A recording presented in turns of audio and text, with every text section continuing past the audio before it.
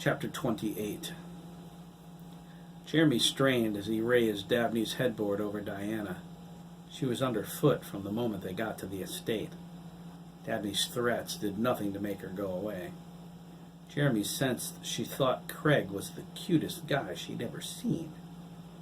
He wanted to plant a suggestion in her mind to make her go away. Craig advised him against it, even though he would have been glad to see her gone. They struggled through the estate's double doors to the moving van out front. "You like it," Jeremy said. "You're thrilled the little brat thinks you're cute." "You know that isn't true," Craig scolded. "You're in my mind. You can see that." "Then let me get rid of her," Jeremy cried. "Dabney's right. She's a royal pain." "Remember what Esmeralda said?" Craig asked, following Jeremy into the van. He set his end down as soon as he was in position. "We have to avoid casually messing with people's minds. She said that's the route to losing control completely. Do you want that?" Jeremy sighed. "No, I don't want that." "And let's leave the little pain alone, okay?" Craig asked. "The faster we get this done, the faster we can go home." "At least Dabney's helping," Jeremy said, changing the subject. "I figured we would be doing all the work ourselves." "You figured wrong," Dabney said, stumbling into the van with his TV set. Craig grabbed his shirt to steady him. "Thanks," he said, setting the TV down. He scowled at Jeremy. "Oh, okay," Jeremy whined. He threw his hands up. "I'm sorry, okay? I'm not used to the new you yet. Sheesh." Dabney patted him on the shoulder and said, "I'm not used to the new you either." "My future brother-in-law," Jeremy smirked. "Wrap your mind around that." "I have," Dabney replied. He smiled. Jeremy read his thoughts. "You're already thinking about it. Dabney Copeland McKee?" Dabney winked. "I wouldn't look any deeper unless you want a preview of our wedding night." Jeremy abruptly ended the scan. "No thanks," he muttered. "I get enough random images in my mind that I can never unsee. I can't believe people think about sex so much." "Like you don't?" Craig asked, crossing his arms. "Look who's talking," Jeremy cried. "Horn dog Dugan." Craig shrugged. "I'm a teenager." Dabney snapped his tongue. "Come along, boys," he said. "We can discuss mind-link porno vision later."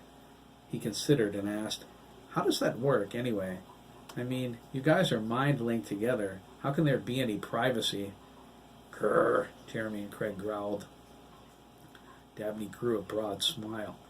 "There isn't any, is there?" "Oh, shut up," they cried. Jeremy and Craig followed him back to his suite. Dennis, at the risk of seeming like he was in a hurry to see Dabney leave, had all of Dabney's stuff neatly packed. Dabney was so happy he didn't have to stay in the estate 1 second longer than necessary, he gave his brother a genuine hug. It wasn't the reaction Dennis expected. He was glad, though. Whatever the McKees were doing to his brother, and he believed they were brainwashing him somehow, Dabney was becoming a likable human being. Well, Dennis thought, except where Diana is concerned. Dabney took his computer tower next. Diana blocked the doorway and stuck her tongue out at him. Dabney rolled his eyes. "Get out of my way, runt," he snorted, filling his expression with old anger. "I'm going to toss you out the window in a second." "I get your room when you're gone," Diana said. Nah. "Good," Dabney said. "You get to sleep with the rats now." He leaned down and whispered into her ear. "They're all over my room, you know. When you sleep, they'll come out and crawl over your face." Diana took a deep breath and let out a blood-curdling scream. Dabney felt the wind blow his hair back. She ran down the hallway and flew down the grand staircase. She charged into the kitchen where Tammy was fixing the boys' sandwiches. She threw her arms around Tammy's chubby leg, blubbering. Tammy looked down at her. "Dabney again?" she sighed. Diana nodded, sobbing. She could already feel the rats walking over her cheeks. "Good one, Dabs," Dennis said. "She'll cry for hours now." "Look, Denny," Dabney began. He paused, counted to 5, and then said, "All right, I'm sorry. I need to get my stuff and go, okay? She's goading me on purpose." "Are you in that much of a hurry?" Dennis asked. "If you want to chat with me," Dabney said, "come to my new room and visit me whenever you like." He picked up his computer and walked into the hall. "Otherwise, I'm out of here." He stopped short and backed up to the door. He looked at Dennis with a hard gaze and sarcastically asked, "Where's Mom, by the way?" Dennis lowered his gaze. "Mom's shopping," he mumbled. "She said she felt sad about you leaving and needed a new dress to pick up her spirits." Jeremy felt Dabney's heart sink. His face never betrayed a thing. "Ask me again why I'm in a hurry." Jeremy ran out after him. He caught him a few feet from the staircase. "Dabs?" Jeremy asked. "Yes?" Dabney asked back, his tone a little shaky. Jeremy held his shoulder. "I wanted you to know," he whispered, leaning into his ear. "I'm glad to have you as part of my family. I'm glad about you and Chris, too." "You mean that?" Dabney asked. Jeremy nodded. Dabney managed a weak smile. "Yeah, I'm glad to be with you guys, too." He paused and asked, "Isn't that something?" He went down to the van. Jeremy went back to the suite for another box of stuff. He lifted it up and said to Dennis, "You should have gotten a bigger truck. Dabney has a lot of stuff." "He bought most of it himself," Dennis remarked. "We know," Craig said. "I guess you would," Dennis muttered. "What's that supposed to mean?" Craig asked. Dennis shrugged. "It just seems you guys learned more about my brother in a few days than I did in a lifetime." "Then try, Denny," Dabney said, slipping into the room. He grabbed his monitor and went back out. "He's loading circles around us," Jeremy commented. He looked at Craig. "We can't have that, can we?" Craig shook his head. "Certainly not." They emptied Dabney's suite in an hour. Tammy served them sandwiches and drinks on the back of the moving van, since Dabney refused to eat at the table. She wanted to talk to him about his choice to leave, but Dabney politely declined. She seemed disappointed. Dabney gave her an open invitation to visit him at the McKees. She promised to take him up on that. "Is it hard not reading people's minds?" Dabney asked when Tammy left. "Impossible at this point," Jeremy said. "I read them all the time. I'm hoping Esmeralda can teach me how not to. Having all these thoughts in my head is like playing 100 radio stations all at once. Sometimes I can't even hear myself." Dennis came out before they could continue. Jeremy was glad. He didn't want to talk about the ESP stuff. He laughed on the outside, but he was missing his father terribly. He didn't have the emotional fortitude for deep conversations right now. They closed up the van. Dabney took a minute to look at the estate. He searched his mind, trying to find anything that remotely resembled a good memory. He turned his back on it when he didn't find any. He squeezed into the front seat with his friends. His brother was behind the wheel. Dennis asked him if he was ready to go. "I've never been more ready for anything in my life," Dabney said. Dennis started the van, and they drove away. The passenger saw all of this from the cliffs behind the estate. His orders were received and acknowledged. He wasn't to let Jeremy McKee out of his sight. He followed the trails, watching the van as it drove down Satchel Hill. He kept a target lock on Jeremy, growling under his breath. No one was home at the McKee's house. Dabney found a note from Virginia taped to the front door. Everyone was at the farm. She requested their presence as soon as they finished unloading. Jeremy said they already knew. Dabney looked at him. Jeremy pointed to his temple. Jeremy nodded. Duh. There was a note to Dabney on the flip side of the paper. It said he could stay behind and unpack if he wanted to. Dabney said he would be satisfied getting his things inside. He could organize everything later. If everyone was at the farm, he wanted to be there too. with Chris. They brought Dabney's stuff to his room. It took longer to unload the van than load it. They lined his things in the hall when they realized it wouldn't fit in the room without reassembling his bed and reorganizing. By the time they finished, they were tired. Dabney looked at his belongings, dejected. It would take a week to sort it all out. Dennis offered his assistance. Dabney took him up on it. Dennis brought the van back to the estate so it could be picked up. He returned with his Mustang. Jeremy set the Colonial's alarm and locked the door. Dabney commented about never riding in the Mustang before. Jeremy let him feel the regret his words caused Dennis. Dabney wasn't out to hurt his brother, but he wanted Dennis to understand how much he'd hurt him. Jeremy wasn't sure if hurting him back was the answer, but he didn't interfere. Dabney needed to deal with his brother on his own terms. He climbed into the back seat with Craig. They were at the farm a short time later. "Man," Dabney remarked, scanning the barnyard. "Look at all the cars." Officer Ricky stopped them in the drive, but waved them through when he saw Jeremy. He wasn't too clear on who Jeremy was. Jeremy made it that way when he adjusted the officer's memories at the hospital, but he sensed he belonged here. Dennis parked next to Lisa's baby, jealously eyeballing the Chevelle. "Looks like Lyle got her windshield fixed," Craig observed. Jeremy nodded. "He probably replaced it yesterday. You know how he is with Lisa." "Yeah, I know," Craig smiled. "She's spoiled worse than Dabney." Dabney snorted. "I was never spoiled." He pointed at Dennis. "He was." "Are you ever going to give me a break, Dabs?" Dennis sighed, shutting the motor down. "Maybe," Dabney shrugged. "Maybe not." They knew most of the cars in the barnyard. Susan's Cherokee was there, Lyle's Mustang, and Shooter's Crown Victoria. There was a station wagon Craig didn't recognize. Jeremy said it belonged to the Kerouacs. Several people were going in and out of the Victorian carrying Hiram's storage to the trailer.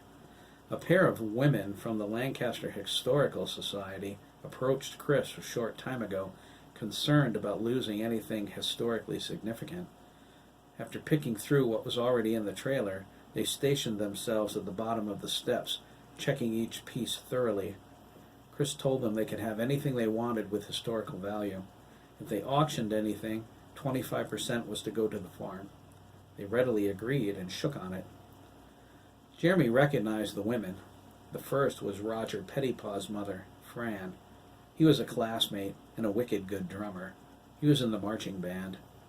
The woman in charge was Jason Carlander's grandmother, Edna, the president of the society for the past 30 years. Her dedication to Lancaster's historical past was well known. The items they selected were a growing pile of artifacts in the yard. Everything rejected got deposited into the trailer. Craig saw B. Jones. She looked incredibly sad. He walked up to her. She set the box she was carrying down and patted him on the head. She spotted Jeremy and walked over to him. "I don't know why," B said, "but I feel like I owe you something." She gazed into the pasture and sighed. "I've been so confused since Bobby disappeared. At least now I can find peace." She hugged Jeremy. Maybe Bobby can too. Old Ted Collins was cooking chicken on a large gas grill next to the Victorian. Jeremy salivated at the scent of fresh barbecue. Another car pulled in. It was Garth and Amanda McKee in Amanda's Oldsmobile. Jeremy mind-flashed his family, covering his closed eyes with his forearm. "Graham and Gramps are here." Virginia replied through the passive mind blink. "We're expecting them, sweetheart." Garth and Amanda greeted Jeremy with more affection than usual. Jeremy was uncomfortable, sensing how frightened they were. His father's death left them feeling vulnerable. He tried to block their thoughts. He succeeded, but not with their emotions. "Got any idea what your brother wants me to do, sport?" Garth asked, getting his tools out of the trunk. "He called after church and said he had something special in mind for me." Jeremy let the question flow through the passive mind link. He relayed the response to his grandfather. "Chris wants you to tear down Hiram's slaughter shack. Ricardo will help you." Garth nodded. You know, son, you think you know people. I knew Hiram's father. He was a good man. Jeremy said, Hiram murdered his father, without thinking. Amanda gasped. Lord, where did you hear that, Jeremy? If that's true, Garth said, gripping the handle of his large red toolbox, then I hate the son of a bitch even more. Garth, Amanda snapped. She shot him a gaze of disapproval. Your language in front of the boys. I'm sorry, kids, Garth apologized. This whole thing's got my dander up. Forget it, Gramps, Jeremy said. He thought, you say worse than that when we go fishing.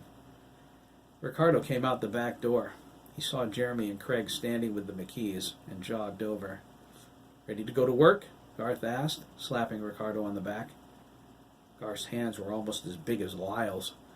Oof, Ricardo coughed. He nodded at Jeremy. Hey, dude, he said. I'm ready, sir. Chris wants the slaughter shack torn down to the ground. He said nothing's getting killed here again, not even for food. Let's get to it, Garth said. Ricardo led him to the shack. Garth started a conversation with the young Puerto Rican, asking him if he ever pitched before. Amanda hugged Craig. You must be one of my new grandsons, she cried. She planted a big kiss on Craig's smooth cheek. He laughed. That's me. Well, where are the rest of my boys? Amanda asked, letting him go. Virginia told me there were 5. Having this farm might prove a godsend with 7 boys running around. She looked at the Victorian. It's a handsome house, with all kinds of room. Jeremy and Craig looked at each other. Is she serious? They wondered. Holy cow, Jeremy thought, reading her mind. She thinks we're going to live here. What's your mom thinking? Jeremy shot Craig a concerned look. She's redecorating the Victorian in her head right now. We'd better pick a room before all the good ones are gone. Craig shook his head. I already know what room. He pointed to the tower on the side of the house. Jeremy sported a wide grin.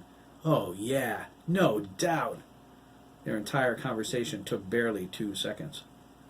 Come on, Graham, Jeremy said, taking her by the hand. Jack Jr., Dabney, and Derek are inside. Dougie's at his grandmother's house. He won't be back until after the... He swallowed and spat out the word, funeral. Amanda looked at him with sympathy.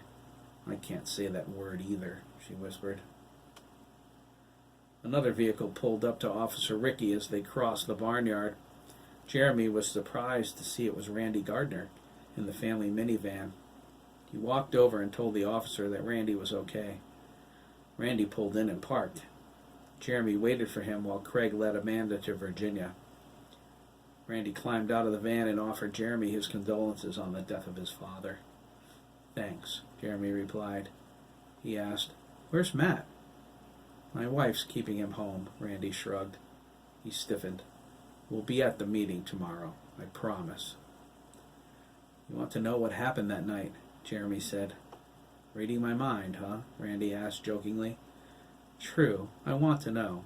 However it involved you boys, I'm sure it was horrible. He grew sullen. My wife keeps prodding Matt about it. He's staying tight-lipped, though. He looked at Jeremy, concerned. Was it that bad? Jeremy nodded with profound sadness.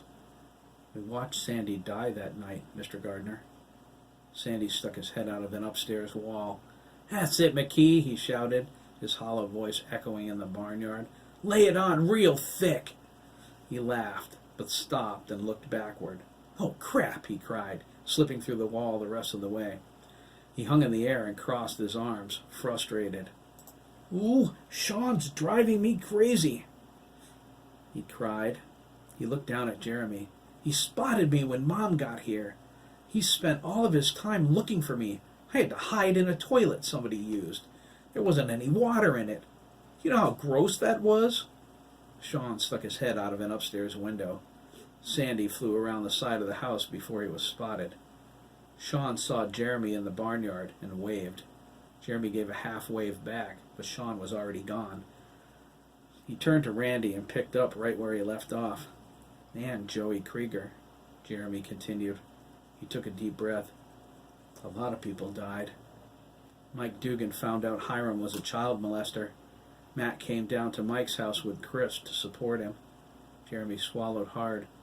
My brother was one of his victims. Matt came to stand by him. When all hell broke loose, we got caught in the middle. Randy's eyes were wide and filled with sorrow. Jesus, Jeremy, he exclaimed. Milliken molested Chris? A realization came over his features. Your brother's lucky to be alive, for God's sake. His expression darkened. Now I know why Matt's not talking. It's not his place to share Chris's pain. He decided on a course of action. God, I'm proud of that kid. Just wait until I get home. His mother's going to hear from me as soon as I make sure it's okay with Chris to mention it. Randy shook Jeremy's hand and went inside the Victorian. He came to lend a quick hand out of a feeling of duty, but Jeremy saw in his mind that he wasn't leaving. Jeremy met Craig on the back porch. The boys passed through the chain of people coming in and out. They were amazed at how big the Victorian was. They said as much when they joined Virginia inside. Amanda took orders for soda and chips. She met Dabney, Jack Jr., and Derek. She was suitably impressed. She said Derek and Jack Jr.'s eyes were the most stunning shades of green. She pinched Dabney's cheeks and told him he was a handsome young man. At some point, they mentioned being hungry. Jack Jr. said it would be nice to have something to go with the chicken old Ted was barbecuing. Amanda volunteered to run to the market in Wellington. Sandra insisted she come to Mike's market instead. Everything they needed was right there, and Sandra had a key.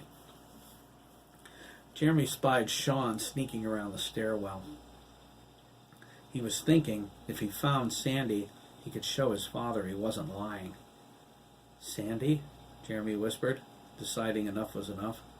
There was no need to torture Sean. Talk to the kid, okay? He's going nuts looking for you. Tell him not to tell your dad, that's all.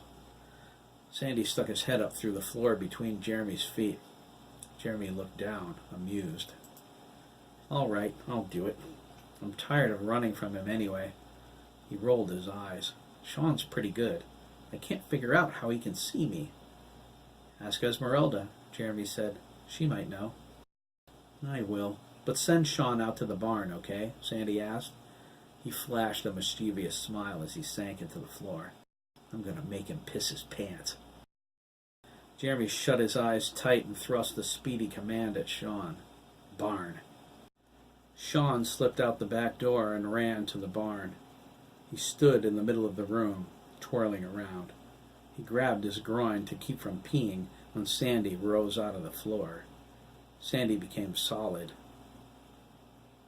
Sean threw his arms around his brother and hugged him. I'm here, buddy, Sandy whispered, hugging him back. But you and I need to talk. Ian saw them from above, spectral tears streaming. He hoped he was hidden well enough that neither of his brothers saw him. At the same time, he wished he was brave enough to join them. Jeremy watched his friends and neighbors carrying items from upstairs. They're taking a lot of stuff out of here, he remarked. Just wait, Virginia said. You haven't seen anything yet. She heard rumbling in the distance. She wheeled over by the window. She pointed outside. Look what's coming. Jeremy and Craig moved next to her. Jeremy put his hand on her shoulder. She held it with hers. They watched a Mack truck back onto the front lawn, carrying a roll-off dumpster from the sanitation company. The boys looked at Virginia. She nodded. Jeremy caught her thoughts a second before she told them. We're gutting this place, Virginia said. We're ripping out every wall. We're tearing up all the linoleum. Chris came up behind them and put his arms across their shoulders. He said, we're going to erase Hiram's memory right out of this place. Jesus, Craig remarked. Really? Really, Virginia confirmed. She gestured toward the people carrying things out of the attic. Half the town is here already, and there's more coming. The word is spreading. Lisa, Chris said. He smiled. She probably tweeted something. Jeremy and Craig were stunned. Jeremy waded through the thoughts he read, and the mood was universal. They shared a common need to sterilize Lancaster of Hiram's memory. Since Chris was intent on keeping the Victorian, the town was content to see it turned inside out. Dr. Stone walked by carrying a pair of lamps. He stared at Jeremy for a second and nervously looked away. Jeremy sobbed once, sensing his pain. This was the hardest part of the power. He struggled to maintain his composure. J.T. and Keith passed with a coffee table. Mike and Jack Jr. toted a dressing dummy. The Mack truck dropped the dumpster with a loud bang and drove away. Max pushed open the front door. He saw Jeremy and Craig and gestured to them. "Grab something, will you?" he said. "Half the world is stored up there." "Why are they putting everything in the trailer if the dumpster's here?" Craig asked.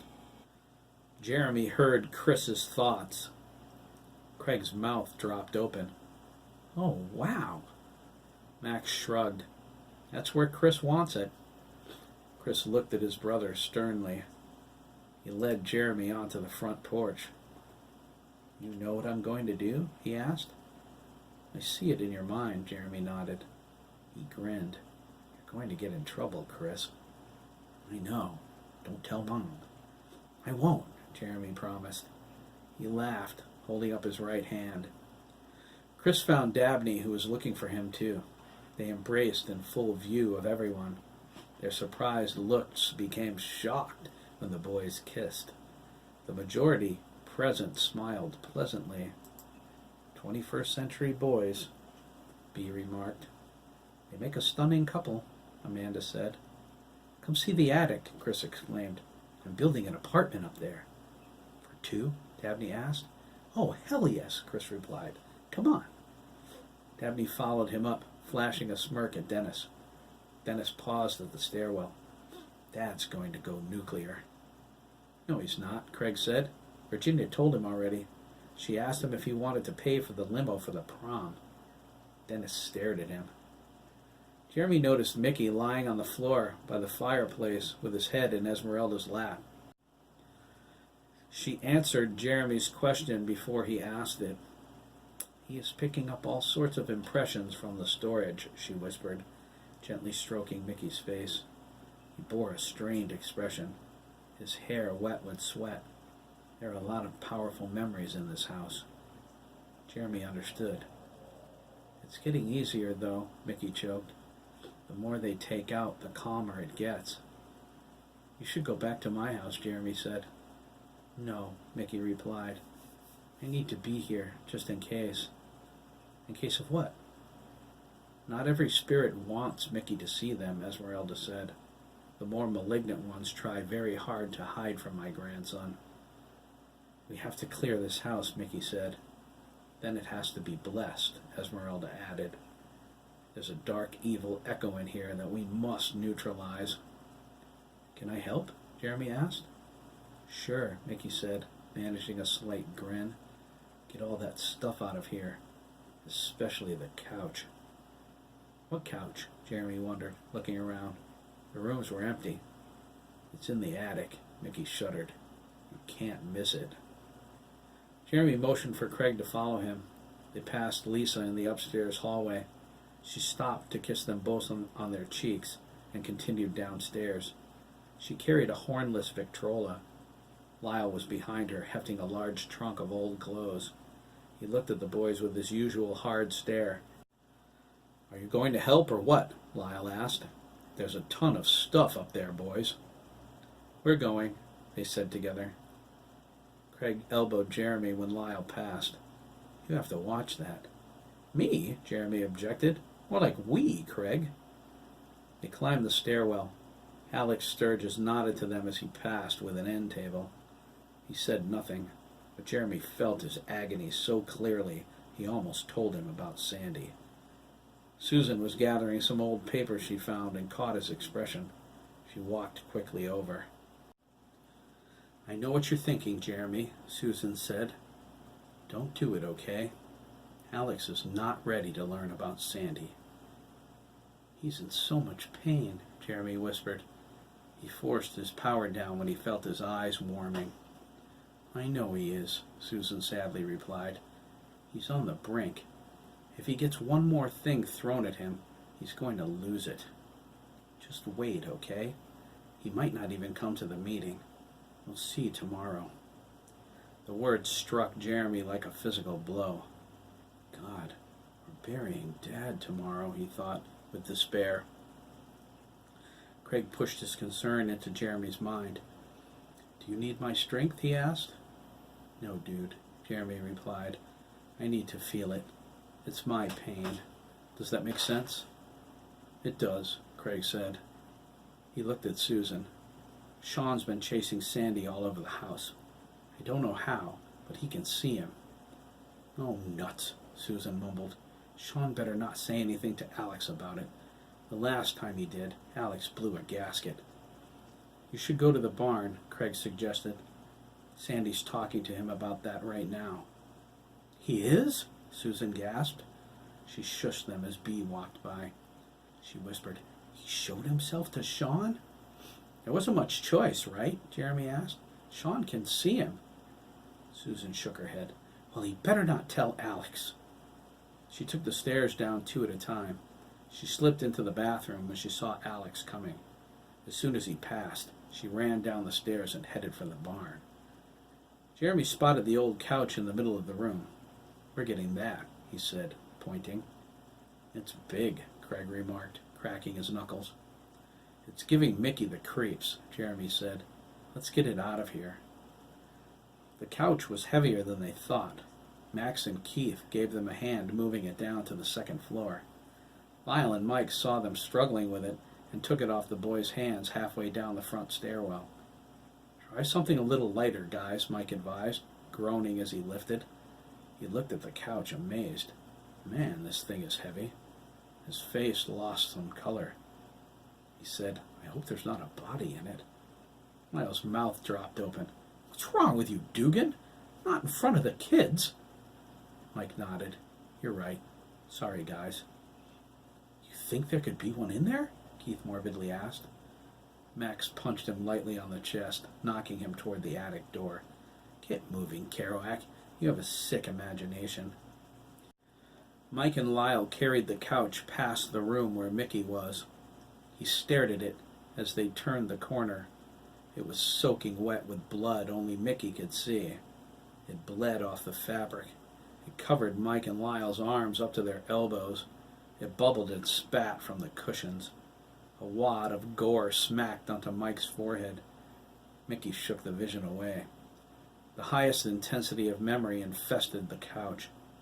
Once they got it outside, the atmosphere in the Victorian shifted toward the good. When they threw it into the trailer, the house breathed a sigh of relief. So did Mickey. He looked up at his grandmother and said, "It's getting better." She replied, "I know it is, love," wiping the sweat from his forehead. Dr. Stone peeked inside. "Would you like me to take a look at him?" he asked politely. "I'm a doctor. I have a general practice, but pediatrics is my specialty."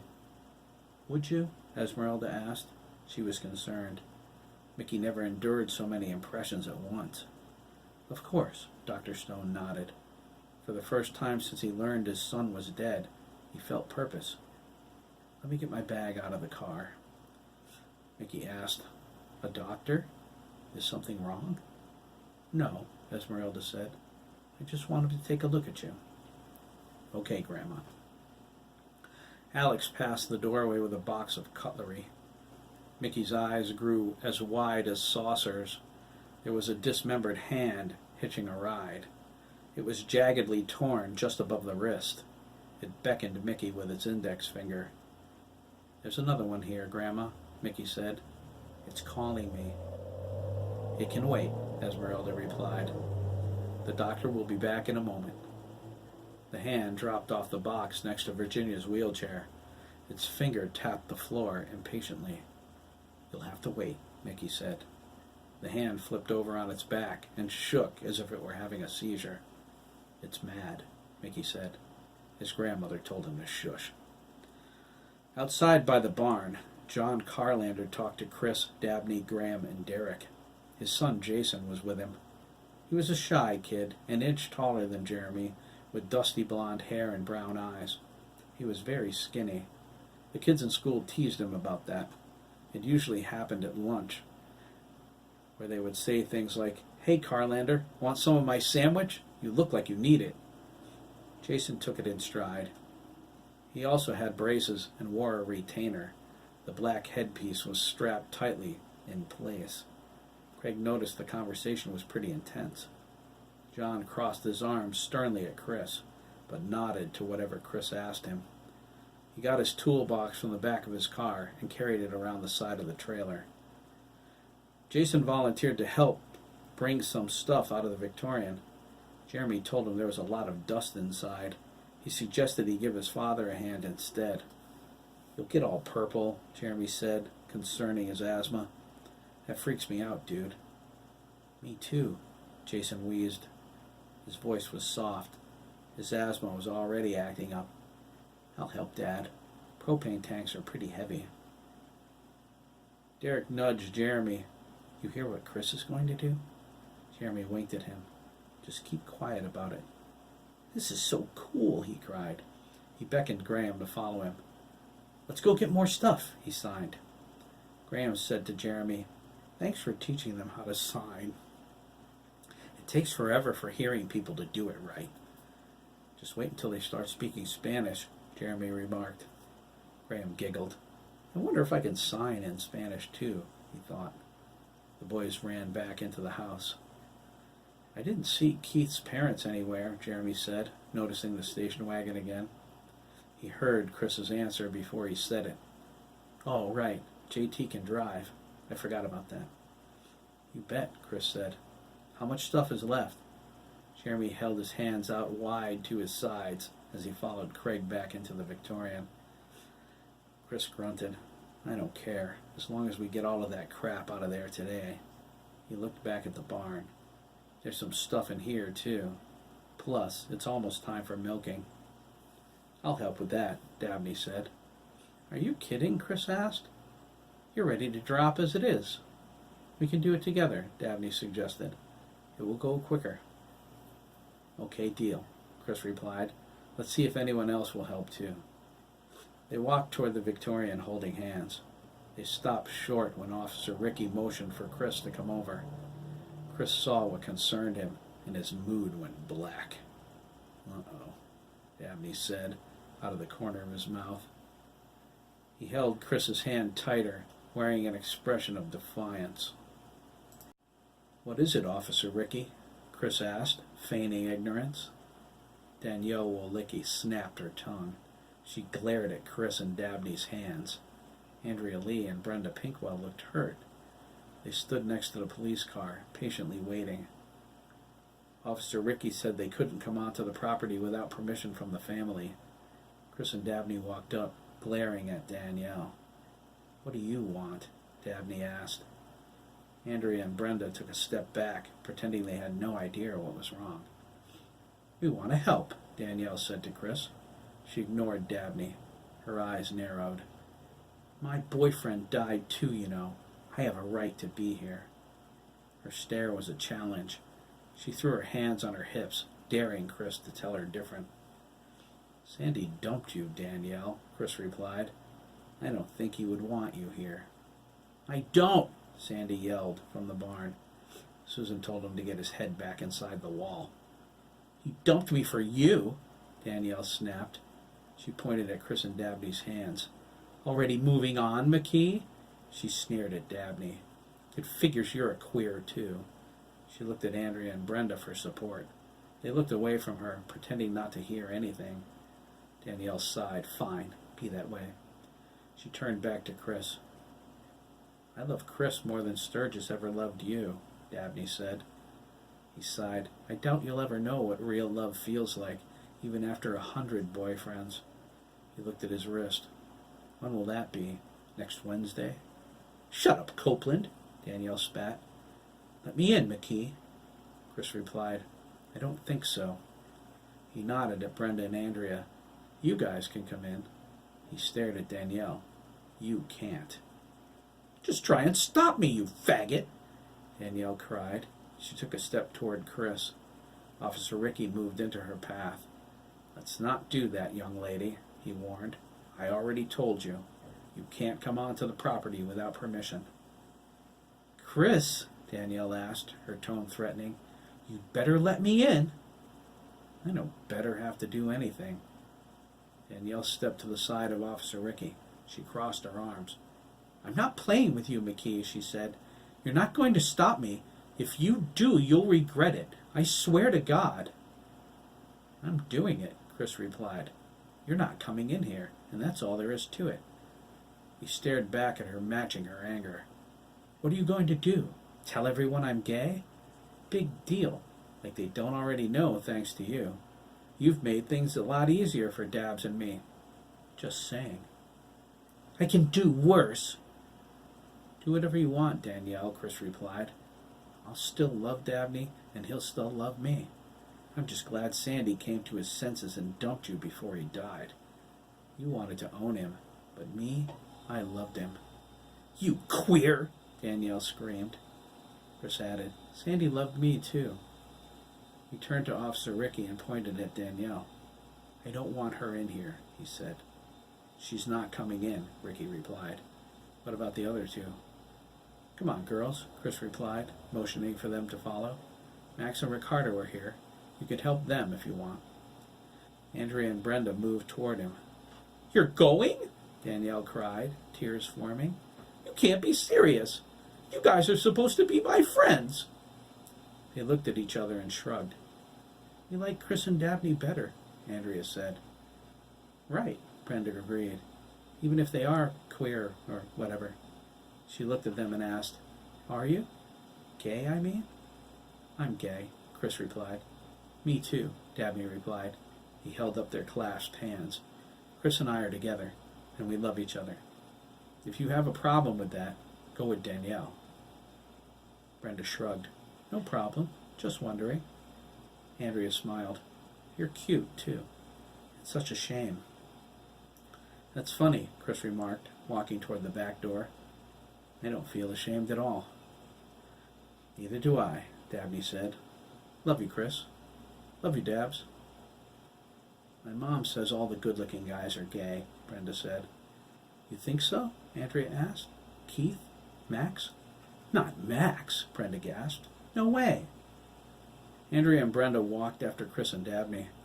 Officer Rickey motioned for Danielle to leave as he reached into his cruiser to answer an incoming call.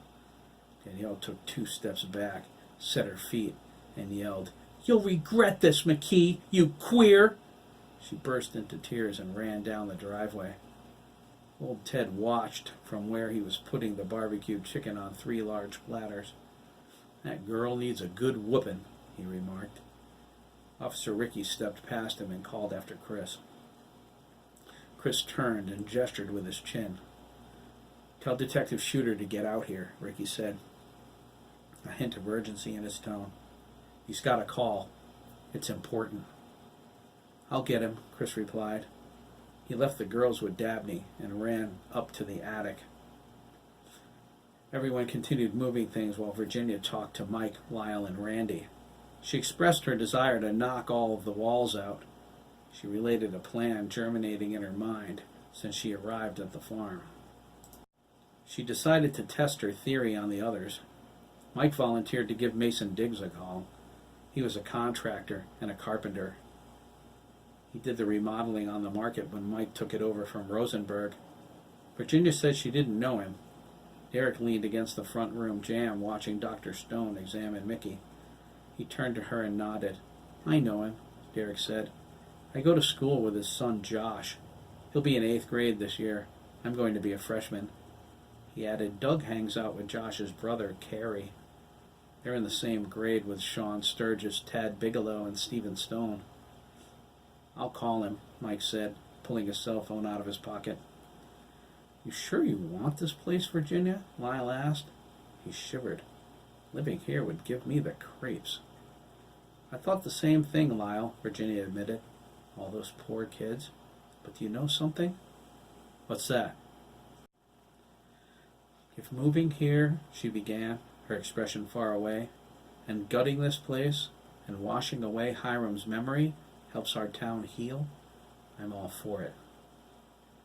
Do it, Virginia, Alex commented as he passed, heading back up again. He stopped on the stairwell and glanced back. His sad expression showed how much Ian resembled him. His soft blonde hair was parted in the middle and arched over on either side. Sandy got his dark hazel eyes from his father. Alex's boyish face was made even more so by the freckles on his nose and cheeks. He adjusted his round-rimmed glasses. He sadly said, "He murdered my boys. Made me forget he was ever my neighbor." His grip on his emotions slipped. Alex locked it down and continued up the steps. "That's what I mean," Virginia said to Lyle and Randy. "Everyone keeps telling me that. Susan said the same thing." "She's right," Bea said. She walked over and squatted down in front of the wheelchair. She took Virginia's hands in hers. "My son," she swallowed hard, "died here too. I talked to Sue. She told me you considered a memorial or a park just leveling this place." Bea's mouth turned down into a deep frown. "You know what happens if you do that? This will always be Milliken's farm. Do you understand that?" She squeezed Virginia's hands and stood up. She adjusted her skirt. "I don't know why he left Chris the farm, and I don't care," she said. "All I know is that your son inherited the responsibility of wiping Milliken's stain off of our lives. Maybe you should take Sue's advice and make this place a home for boys.